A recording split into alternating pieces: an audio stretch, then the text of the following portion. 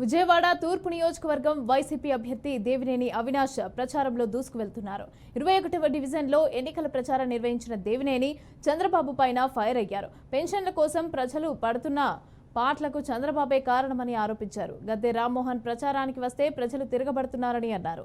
ఇక వైసీపీకి ఓటు వేసేందుకు నియోజకవర్గంలోని ప్రతి మహిళ కూడా సిద్ధంగా ఉన్నారని దేవినేని అవినాష్ అన్నారు.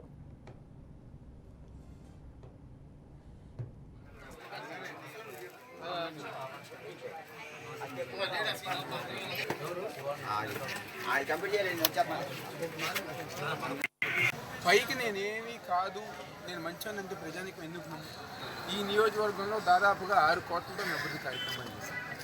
గత 5 సంవత్సరాల్లో నువ్వు 1 కోటి రూపాయలు చేసావా? ఈరోజు మేము ఎక్కడికెక్కడ వెళ్తుంది?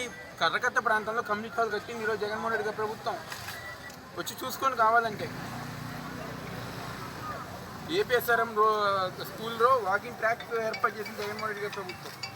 కల్పన ప్రింటర్స్ రోడ్డు కానివ్వండి, ఇలా అనేక ప్రాంతాలు, అదేవిధంగా కరకట్ట ప్రాంతాల్లో మంచినీటి సదుపాయం కానివ్వండి, ఇవన్నీ చేసిన జగన్మోహన్ రెడ్డి గారి ప్రభుత్వం.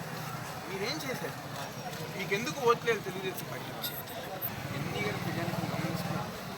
రేపు జరిగే ఎన్నికల్లో వైఎస్ఆర్ కాంగ్రెస్ పార్టీ మే 13న మీ యొక్క అమూల్యమైన ఓటు ఫ్యాన్ గుర్తుపై వేసి ఒక్క అవకాశం ఇవ్వండి. మీ ప్రజానికం చేతులు ఎత్తి కోరుకునేది ఒక్క అవకాశం ఇవ్వండి.